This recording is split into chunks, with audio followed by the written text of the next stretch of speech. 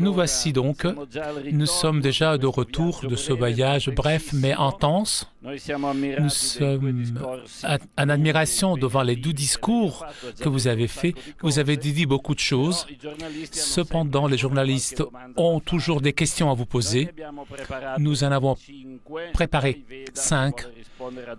Et vous pouvez voir si vous pouvez répondre aux 5 questions. Faites comme vous voulez. Nous avons 2 Français, puisque nous sommes en France, d'une certaine façon, et on donne la parole à Renaud Bernard de France Télévisions.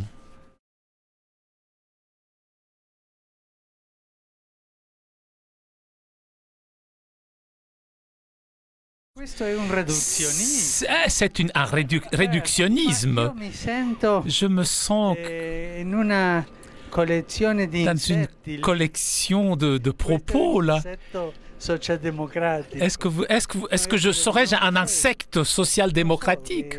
Je ne sais pas, je ne suis pas si je suis un pape sociodémocrate, mais je n'ose pas me donner cette appellation. Je peux dire que cela vient de l'Évangile. C'est le message de l'Évangile qui prend la doctrine sociale de l'Église. Dans cela, et aussi dans les autres choses, sociales, politiques, je ne me suis pas détaché de la doctrine sociale de l'Église. Et tout cela vient de l'Église, de l'Évangile. Et j'ai dit, l'identité des peuples a une valeur évangélique. Dans ce sens, je veux dire. Mais tu m'as fait bien rigoler, hein? Merci.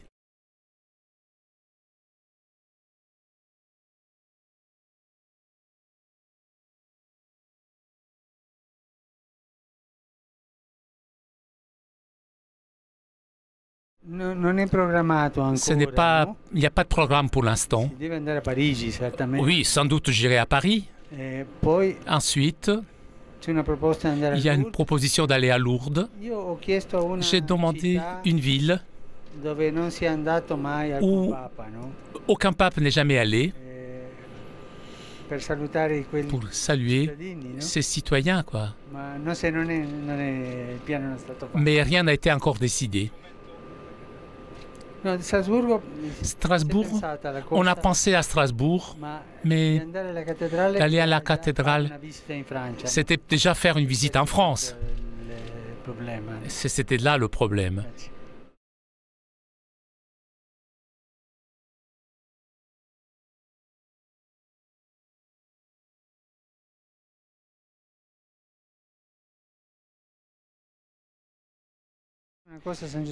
Saint-Joseph, j'ai demandé une chose à Saint-Joseph et il me l'a donné. C'est important.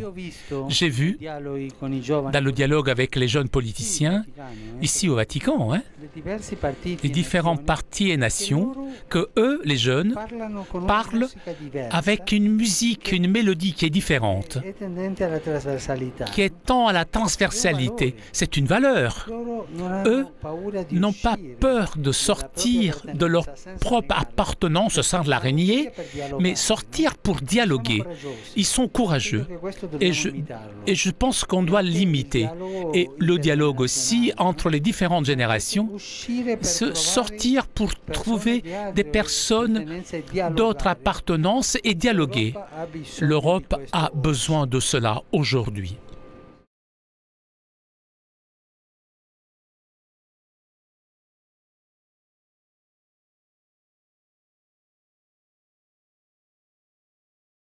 Je l'ai reçu. Je l'ai reçu et j'ai lu cela. J'ai appelé la personne et j'ai dit, tu vas chez l'évêque. Et je l'ai écrit à l'évêque de commencer le travail, mener l'enquête et d'avancer. Comme j'ai reçu avec une grande douleur, une très très grande douleur. Mais la vérité est la vérité et nous ne devons pas la cacher.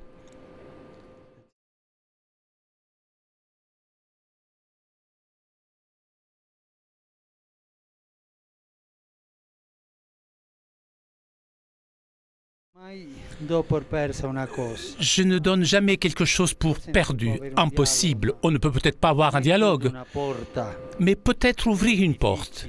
Ouvrir une porte, c'est peut-être difficile, presque impossible, mais la porte, on peut toujours l'ouvrir. Vous avez utilisé 2 fois le mot menace. C'est vrai, le terrorisme est une vérité qui menace, mais l'esclavage est une réalité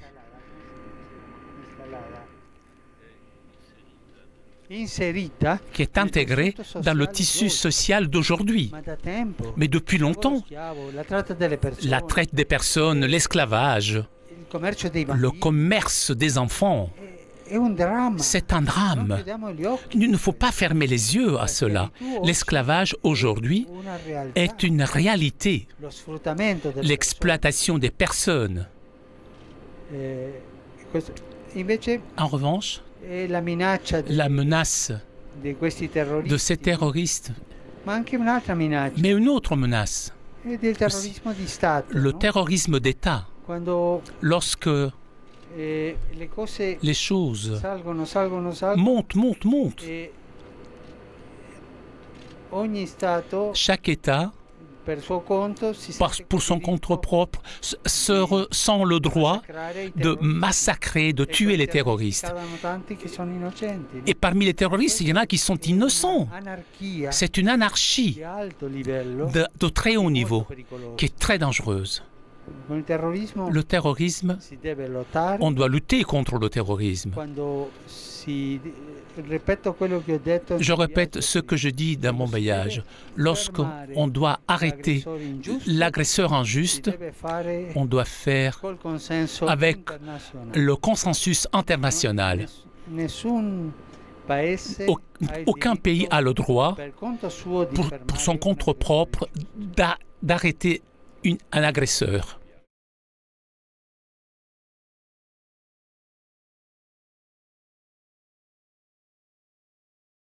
Caroline est molto acuta. Ah, quelle belle question, très pointue. Ma fanno di là.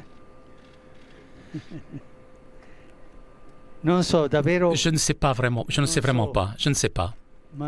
Mais je voyage. Je pense avec les 3 choses. On ne m'a jamais posé cette question. Vous m'obligez de réfléchir un petit peu. Mais vraiment, je ne sais pas la mémoire de l'archevêque de Buenos Aires, mais il n'existe plus. Maintenant, je sais évêque de Rome. Je pense qu'avec cette mémoire, mais avec cette qualité, je voyage avec ça. Avec ces choses, pour moi, l'Europe, en ce moment, m'inquiète.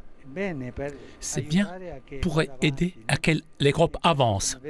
Et cela en tant qu'évêque de Rome et successeur de Pierre. Merci. Je suis romain, là. Merci beaucoup de votre travail. C'était vraiment une journée forte, dense. Merci beaucoup. Et n'oubliez pas de prier pour moi.